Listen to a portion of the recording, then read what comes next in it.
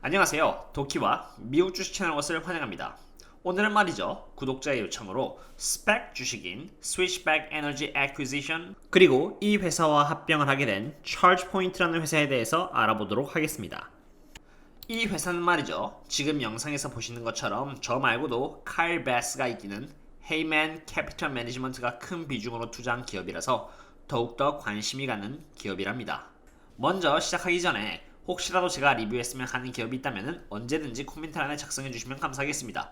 그러면 제가 최대한 빨리 알아보고 영상으로 화답을 드릴게요.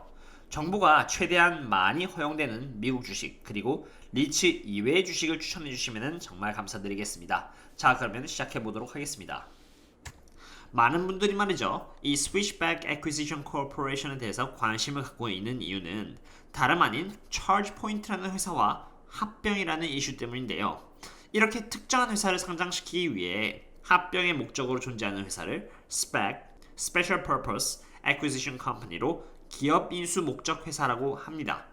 Switchback Acquisition Corporation이 많은 스펙 회사 중 하나인 셈이죠. 그렇다면 이 Switchback이라는 회사가 어떠한 이유로 이 기업을 인수하기로 했는지 이유를 알아보기 위해 이 ChargePoint가 어떤 회사인지 알아보도록 하겠습니다.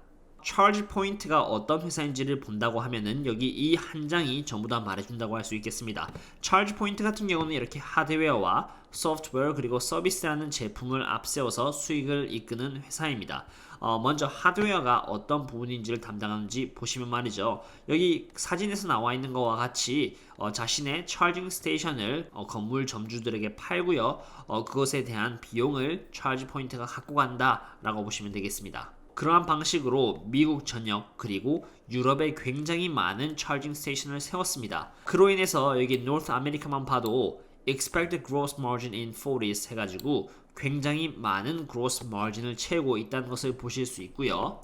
그리고 유럽에서의 마켓 또한 무시할 수 없는 성장세로 계속 자라나고 있습니다. 이 부분은 커머셜 비즈니스 쪽이었고요. 실제로 이 플릿 비즈니스를 해가지고 운송이라고 보시면 됩니다. 뭐 버스라던가 트럭이라던가 화물차 정도를 보시면 되는데 여기 노스 아메리카 유럽에서 봤을 때 굉장히 큰 성장률을 보여준다고 적혀 있죠.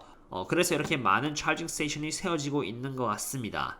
이렇게 차징 스테이션을 곳곳에 세워가지고 이로부터 수익을 얻는 게 바로 하드웨어 부분이다 라고 이해하시면 되겠고요. 소프트웨어 부분에 대해서 말씀드리자면 다음과 같은 이점이 발생합니다.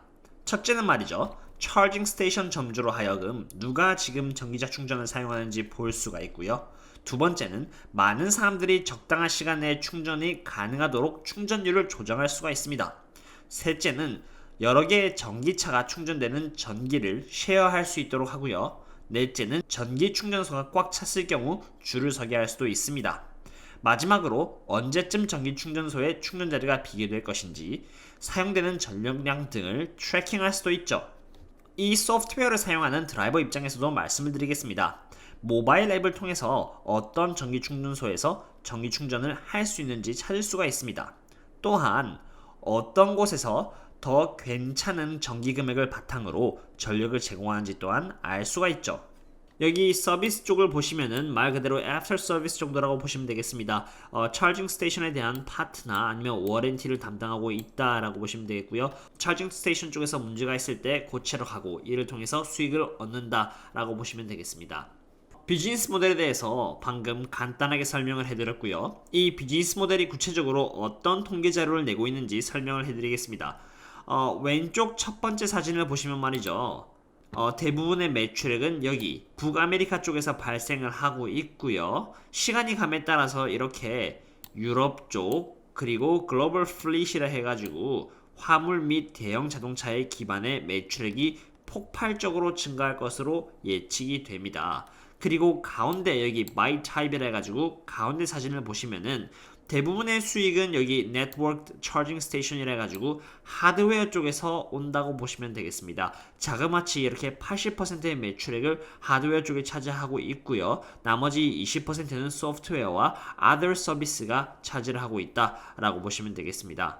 많은 전기자동차가 팔리면서 이렇게 하드웨어 쪽의 매출액과 그리고 서비스 쪽의 매출액이 가파르게 증가할 것으로 예측이 됩니다. 이번에는 지형적으로 봐보겠습니다. 차징 포인트가 맨 처음에 노스 아메리카에서 시작한 만큼 2020년을 기준으로 대부분의 수익이 실제로 북아메리카에서 발생을 하고요. 거의 95%가 북아메리카에서 발생하는 것으로 보입니다. 다만 시간이 가면 갈수록 이렇게 유럽 쪽에서도 영향력을 펼치면서 점점 이렇게 가파르게 매출액이 증가할 것으로 예측이 되는 바입니다. 지금까지 차지 포인트의 비즈니스 모델을 통해서 어떻게 차지 포인트가 돈을 버는지를 알아봤으니까요. 실제로 인컴 스테이트먼트를 통해서 얼마나 버는지 알아보도록 하겠습니다. 먼저 차지 포인트가 만들어내고 있는 매출액은 말이죠. 2019년에는 147밀리언 달러를 기록했고요. 2020년에는 코로나로 인해서 약간 주춤하여 135밀리언 달러를 만들어낼 것으로 예측이 되고 있습니다. 그러나 2021년부터 시작해서 점점 매출액은 기하급수적으로 이렇게 올라갈 것으로 예상이 되고 있는 상태입니다. 여기 그림을 보시면은 하늘색 줄이 전기 자동차가 팔리는 양에 대한 그래프고요. 막대 그래프는 차지 포인트가 자사의 제품을 파는 양이라고 보시면 됩니다.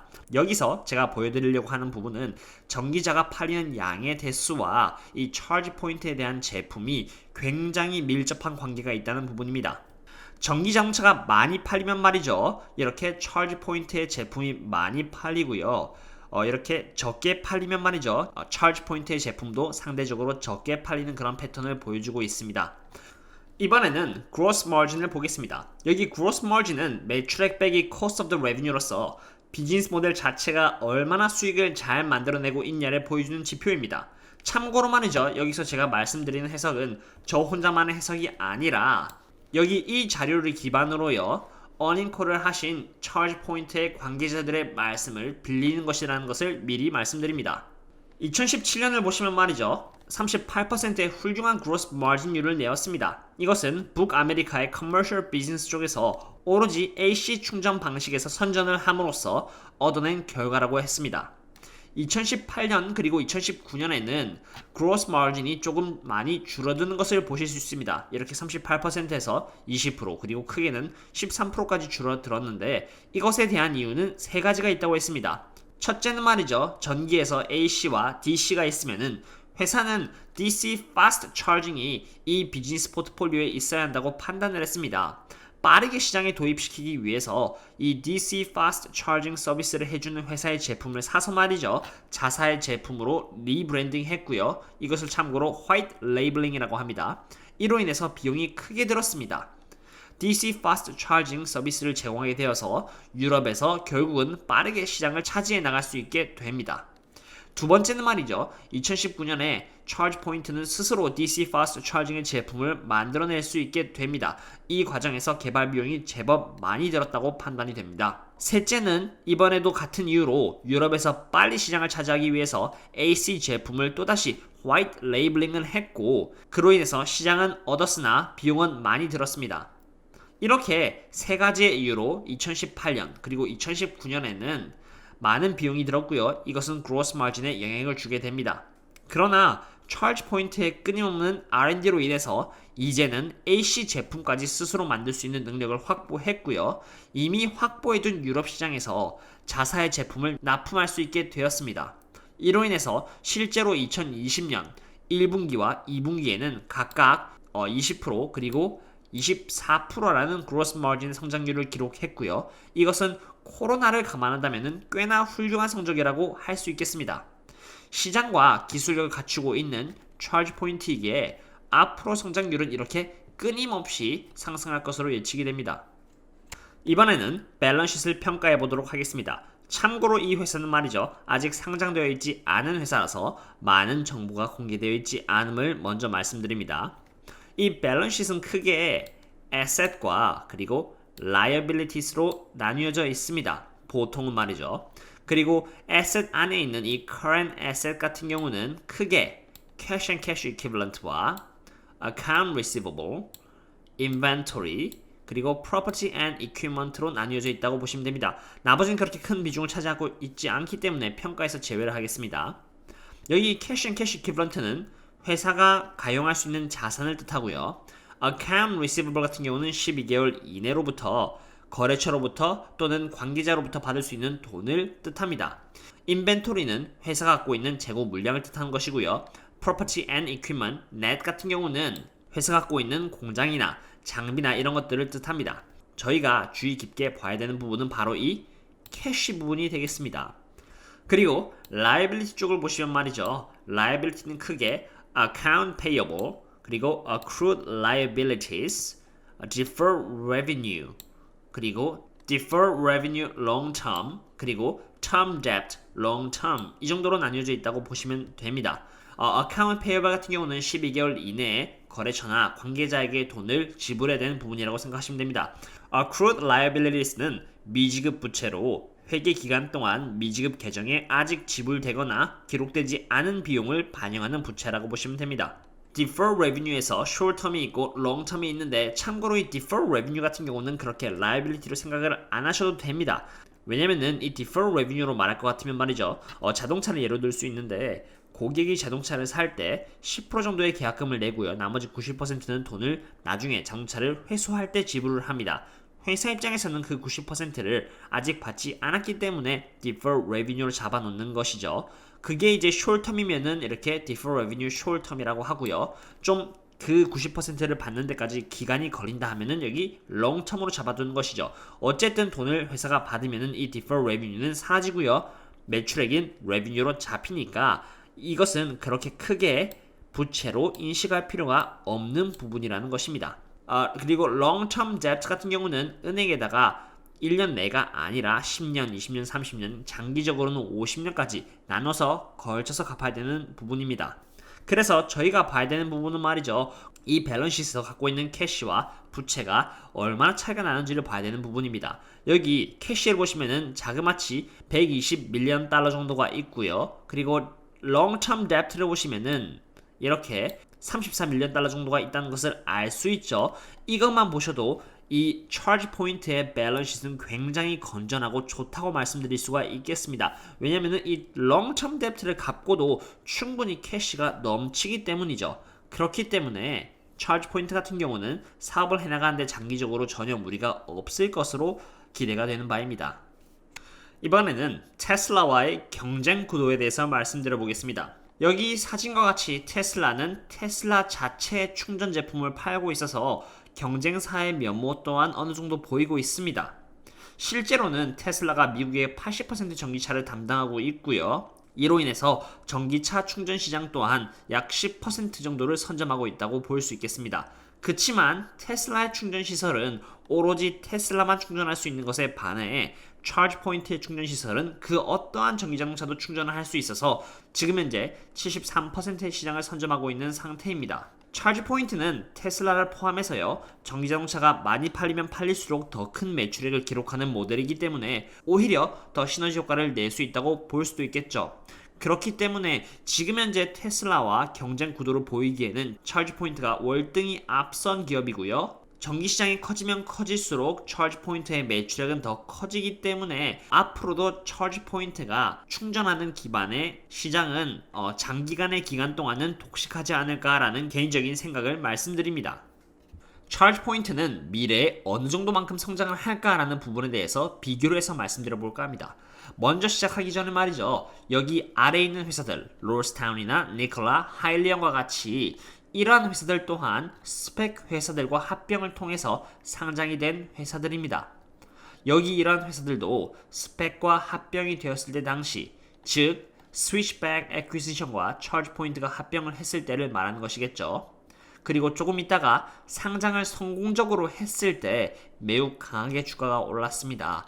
그리고 이러한 회사들의 지금 시장 가치는 자그마치 40조에 육박한다고 합니다. 이제 막 시작한 스타트업들의 시장 가치가 40조에 육박한다는 것은 실로 어마어마하다고 할 수 있겠죠. 지금 현재 이 차지 포인트가 위치하고 있는 테마는 세 가지로 전기 자동차, 소프트웨어 파워 솔루션, 그리고 에너지 테크놀로지 이렇게 세 개의 테마에 놓여 있습니다. 전기 자동차 하면은 테슬라이고요. 소프트웨어 파워 솔루션 하면은 펠로톤 그리고 알람닷컴이 되겠고, 에너지 테크놀로지 같은 경우는 인페이스 그리고 솔라 엣지를 예로 들 수 있겠습니다. 제가 방금 명시한 기업의 매출액 상승률 gross margin 그리고 EBITDA margin을 봐도 charge 포인트는 그렇게 크게 뒤처지지 않는 모습을 보여줍니다. revenue growth를 보시면요. 중앙값이 약 39% 되는데 charge 포인트가 2025년 그리고 2026년에는 45%의 revenue growth에 다다를 것으로 예측을 하고 있고요. gross margin 쪽을 보시면은 여기 있는 회사들의 gross margin의 중앙값은 약 38%인데 charge 포인트의 2025년 그리고 2026년의 예상치는 41% 그리고 42%에 달합니다.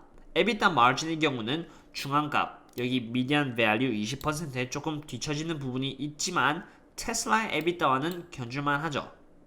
이러한 데이터가 의미하는 것은 charge 포인트가 2025년 그리고 2026년쯤에는 미래 시점에 이러한 회사들과 비교하지는 못하겠지만 적어도 지금 시점에 이러한 회사들 정도의 성장은 할 수 있을 것이다 라는 아이디어를 주는데 의의가 있다고 할 수 있겠습니다. 어떠셨나요 여러분? 빅쇼트의 주인공 카일 베스가 운영하고 있는 회사 헤이맨 캐피털 매니지먼트가 투자를 한 charge 포인트에 대해서 알아보았습니다. 인컴 스테이트먼트를 봤을 때 지금 꾸준히 매출액이 올라가고 있는 상황이며 밸런스시트를 봐도 현금이 부채보다 훨씬 많은 상태로 정말 건전한 밸런스시트를 갖고 있었습니다. charge 포인트가 무난히 스위치백 애퀴지션과 함께 성공적으로 상장을 하기만 한다면 미래의 전망은 전기자동차의 밝은 미래와 함께 매우 좋을 것이라고 개인적으로 생각됩니다. 오늘의 리뷰는 여기까지 하겠고요. 끝까지 봐주셔서 너무나 감사합니다. 또 다음에 뵙도록 하겠습니다. See you later.